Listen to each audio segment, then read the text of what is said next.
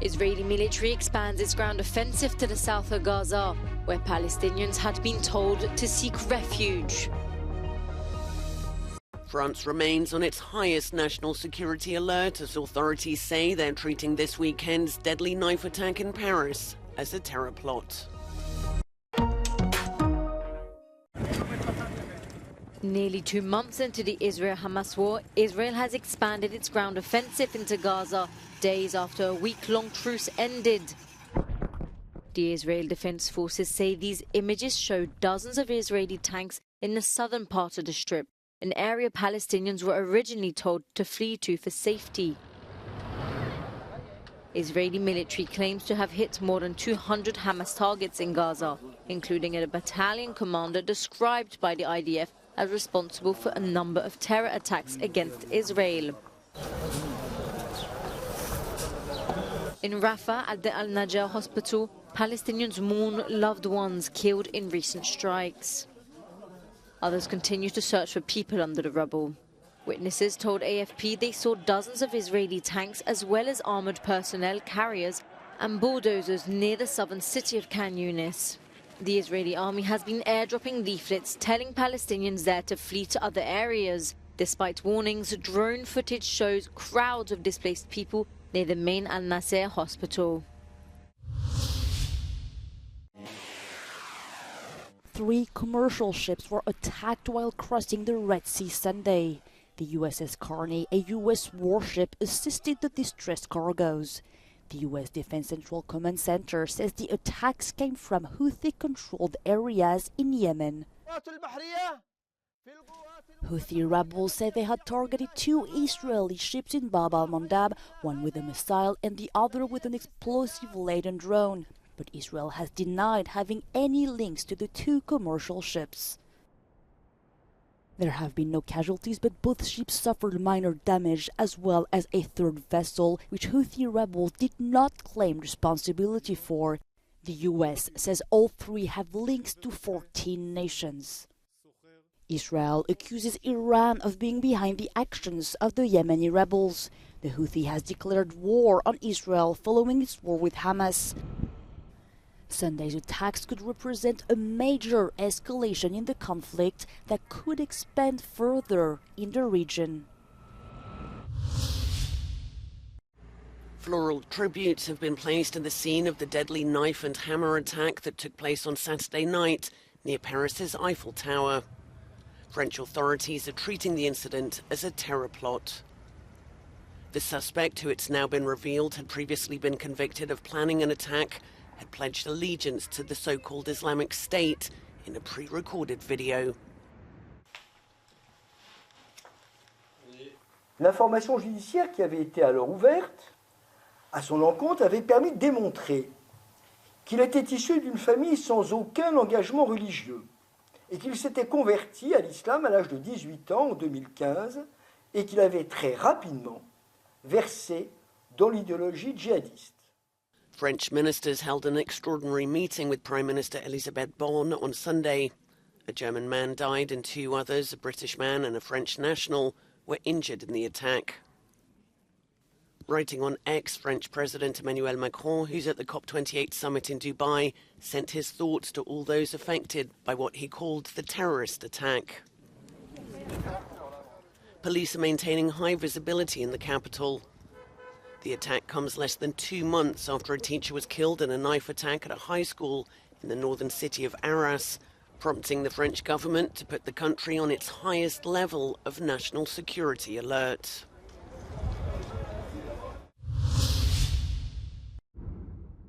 Under a brown haze over Dubai, participants at the COP28 summit turned their attention to the effects a heated planet is having on human health. Visitors to the gathering were able to walk through pollution pods, a set of 3 interconnected domes designed to simulate the air quality in 3 global cities. At least 7 million people die globally from air pollution each year, and the spread of disease, including cholera and malaria, as global warming wreaks havoc on weather systems, is a major concern. So we have London, New Delhi and Beijing. And when you go in, you smell the level of pollution in those cities and you experience the level of visibility or lack of visibility that you might experience when you go there. This is not looking good, everybody. Although the climate crisis is also a health crisis, there's not been a serious discussion about the issue at any of the previous summits. Not everyone's health is affected the same way. Some people are more vulnerable. This is why we're here. We're not in a hospital, because being here and advocating for a patient, it's not just air pollution, it's heat waves, it's the rise of infectious disease.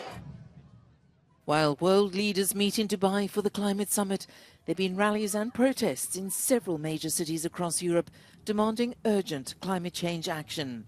In Brussels, thousands supported a demonstration organised by the Belgian Climate Coalition in a bid to integrate climate issues into the Belgian presidency of the European Union, which begins in a few weeks' time.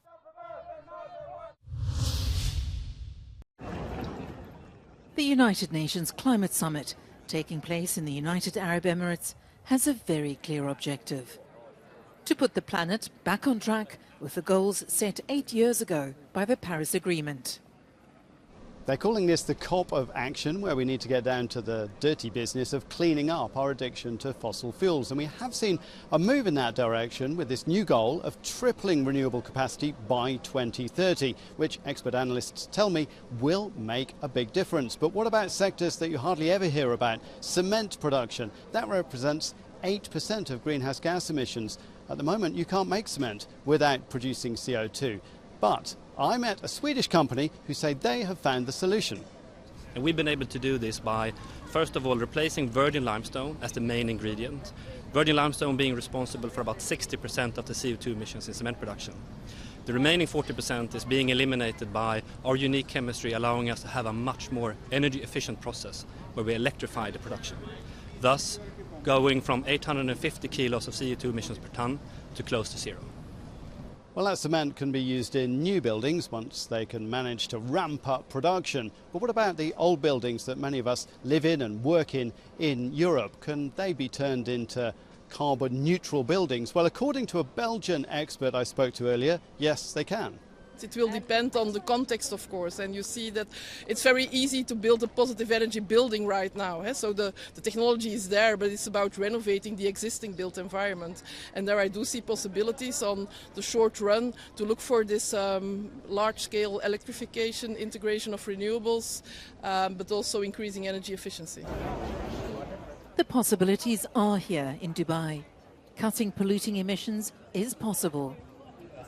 So that renewables pledge is giving some momentum to the hope that we can innovate and renovate our way into reducing our emissions, finally, by 2030. Jeremy Wilkes at COP28 for Euronews. Ukrainian authorities say at least 2 people were killed and 4 others injured in Russian shelling in the Kherson area on Sunday. This comes as Kyiv announced its air defenses downed 10 Russian drones on the same day. In the west of the country, close to 1,000 towns and villages are said to have suffered power outages as the region is battered by wintry weather. As the defensive battle against Russia enters its second winter, families of soldiers have been rallying their support. Some called for the return of captive troops, while others questioned how much longer the exhausted soldiers could endure the daily battle. Many of the relatives are calling for fixed terms at the front and abolishing open-ended military service. Meanwhile, the Russian Ministry of Defense has released more footage of its troops on the front lines. Kyiv is investigating allegations that Russian forces shot surrendering Ukrainian soldiers. A video is circulating of the incident. The killing of prisoners of war is considered a violation of the Geneva Conventions and is classified as a serious international war crime. The trial of a major international cannabis and cocaine trafficking ring in Brussels, due to get underway today, has been postponed until the 18th of December, after one of the defense lawyers filed a motion for recusal against the court. Dubbed the Encro trial after the encrypted messaging system allegedly used by traffickers, the case involves 129 defendants, some 40 of whom are in custody. They are charged with participating in a cross-border criminal organization, drug and arms trafficking, and attempted extortion, among others. International Monetary Fund Deputy Head Geeta Gopinath was in Berlin recently to receive the Kiel Institute's Bernard Harms Prize. She told Euronews' Liv Stroud that in terms of trade, everyone is more concerned with security since the start of Russia's war in Ukraine. If countries, say, decouple into two blocks, and there's literally no trade taking place between those two blocks, we've modeled what the effect of that would be, and that would reduce global GDP, global income, global output by around 7%. That is a very large number. It's like losing the economies of Japan and Germany. Gopinath believes that some trading blocs are more at risk than others. If I think of the European Union, it is quite vulnerable to these fragmentation risks because it is very open in terms of trade. It's actually more open than even China. It's more open than the US too. But what can the European Union do to strengthen itself and weather these trade trends?